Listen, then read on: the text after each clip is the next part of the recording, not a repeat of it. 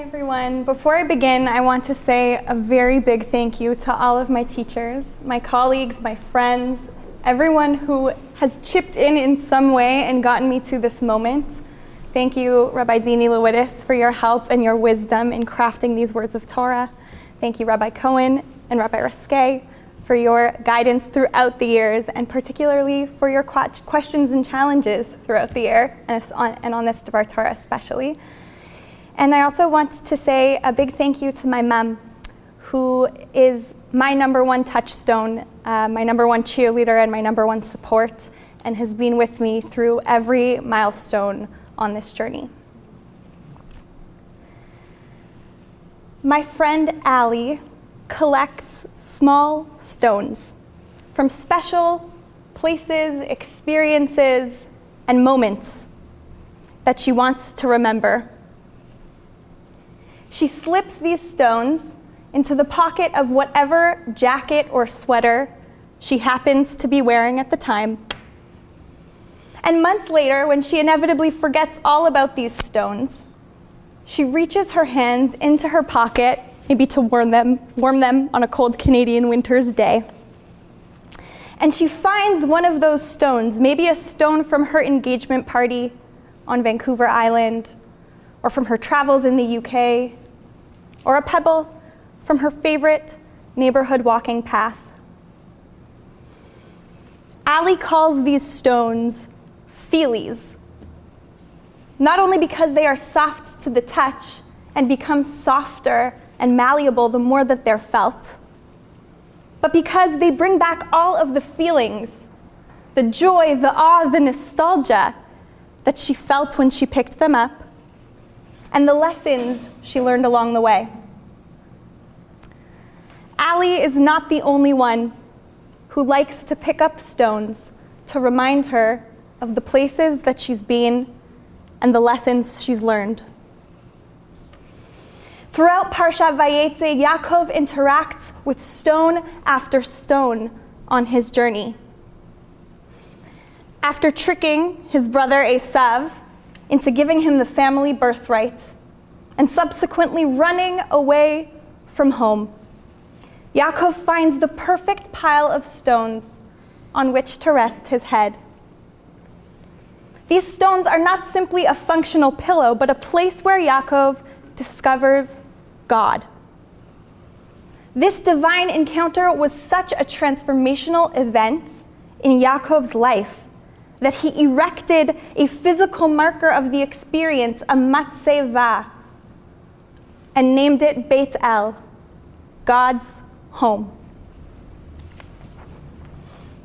Moving onward in his journey, Yakov once again takes a stone, and this time he rolls it off a well that would lead him to the love of his life, Rachel. This is yet another milestone, marking the effort to not just find love, but to sustain it. After years of working for his uncle Lavan, Yakov is finally ready to bring his family back to his hometown. But when he attempts to flee, Lavan catches up to him. Vayikach Yaakov aven, vayerimeha matzeva. Yakov once again marks this moment by taking a stone and setting up a matzeva, inviting Lavan to signify his agreement that the family can part ways by adding his own stones to the pile.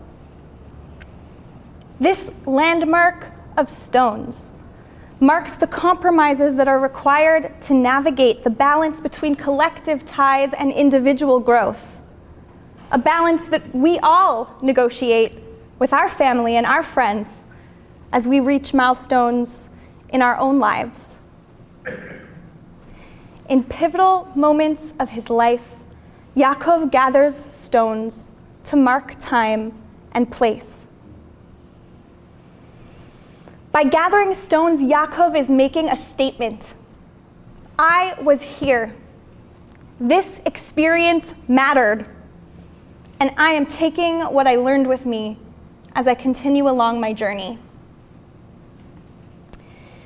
Even long after Yakov, Stones continue to feature prominently in Jewish tradition. In the book of Devarim, we are reminded that the entire Torah was written on a slab of stone, a single slab of stone. V'hakemot alecha avanim gdolot, v'chatavta alehen et kol divrei haTorah hazot. In his comment on this verse, Ramban suggests that it would have been nothing short of a miracle to fit the entire Torah from Bereshit all the way to its final word, Yisrael, on one slab of stone. But maybe it's not that the entire Torah literally fit on one stone. Perhaps that one portable stone represented all of the Torah that Moshe and Bnei Israel had learned along their journey. Bnei Israel could slip that stone into their pockets, or at least into their aron, as a reminder of the powerful experience of receiving Torah and encountering God on Har Sinai. Over the last 5 years, my pockets have been filled with many touchstones, with moments, people, and Torah that I carry with me on my journey and continue to guide my path forward. I carry a stone for the first time I ever said that I wanted to be a rabbi out loud, or at least in a whisper to my mom and dad on the phone, unsure of both their reaction and of myself. The Torah inscribed on this stone reminds me of the courage that it takes to embrace who we are meant to be, even when self-doubt makes us feel like an imposter. I carry with me a stone for the first eulogy I ever wrote in Rabbi Barry Dov Katz's rabbinic communications class. I remember being overwhelmed by the daunting task of summarizing a human being's life in only 5 minutes. As I listened to the family of the deceased share their stories and memories, I realized that my role was not to craft the perfect words to memorialize a person that I had never met. At that moment, I understood. My job as a rabbi is to listen, to be fully present with a family's memory of their loved one, to honor the journey of every person, and to share the lessons that they learned along their path. I reach for this stone to remind myself of the simple power of presence. I carry stones from teaching tefillah at Camp Ramah and Beth Tzedek and Robbins Hebrew Academy, where I strive to balance keva on the one hand, the rich traditional structure of prayer and ritual, with kavanah, heartfelt intention. In striving for this perfect balance, I have felt acutely what it means to be counted among the souls who have learned here at JTS, who have wrestled with tradition and sought to apply its wisdom to our ever-changing world. Rabbi Akiva famously stood at the mouth of a well, in awe of how stones, though solid and enduring, are also smooth and malleable, shaped over time by the forces around them. The stone in that well and these stones in my pocket remind me that our Torah endures and is not diminished by its adaptability, but rather strengthened by it. This is a stone that I picked up from the courtyard here at JTS this morning. I will reach for this stone as the world and as my rabbinate continues to develop, to remind myself that I am capable of holding both the past and the present, of negotiating the application of our tradition with our lives. All of these stones remind me of the small stones that I have placed over the years on the graves of loved ones when visiting a cemetery. Rabbi Simcha Weintraub, rabbinic director of the New York Jewish Healing Center, points out that the Hebrew word for pebble, tzror, is the same word used in the memorial phrase Tehei nishmato tzrura b'tzror hachayim. May the soul be bound up in the bond of life. Stones are for the living, not just the dead. By placing a stone, a tzror, on the very headstones that host the Hebrew acronym for this traditional phrase, we are saying, this person left a mark on my life. They taught me something that is now bound up in who I am and how I live.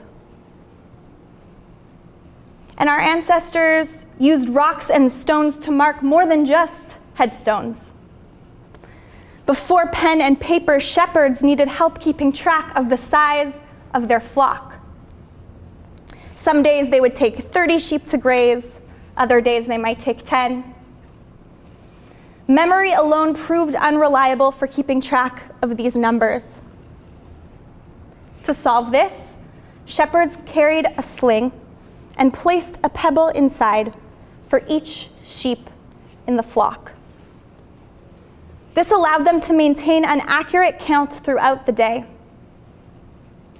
Each pebble symbolized a life under the shepherd's watch.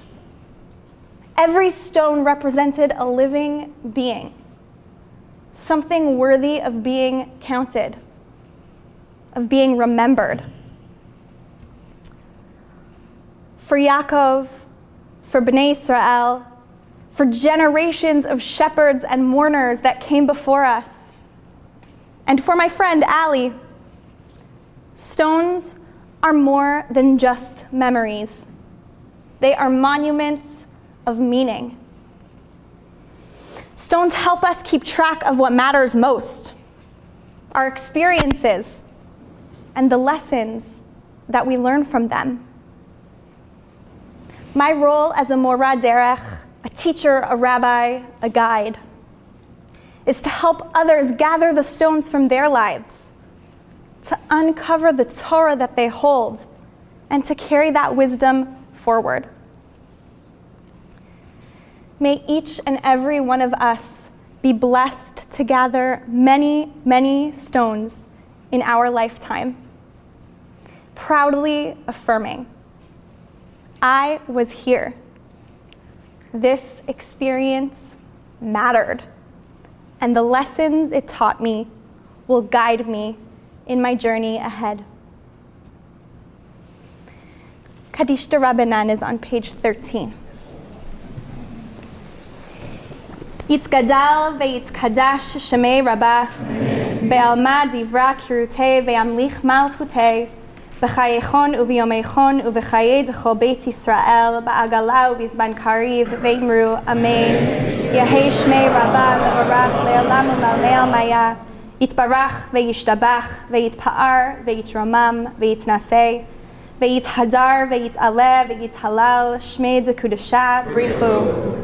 Le'ela min kol birchata v'shirata, tushbechata v'nechamata da'amiran be'alma ve'imru, Amen.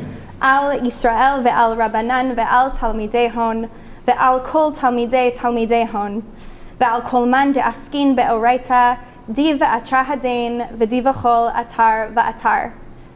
Yehei lahon u'lachon shlama rabba, china v'chista v'rachamin, v'chayin arichin u'muzona ravicha, u'forkona min kodam avuhon divishmaya ve'imru, Amen. Yehei shlama rabba min shemaya, v'chaim tovim aleinu ve'al kol Yisrael ve'imru, Amen. Oseh shalom bimromav, hu berachamav ya'aseh shalom aleinu ve'al kol Yisrael ve'imru, Amen.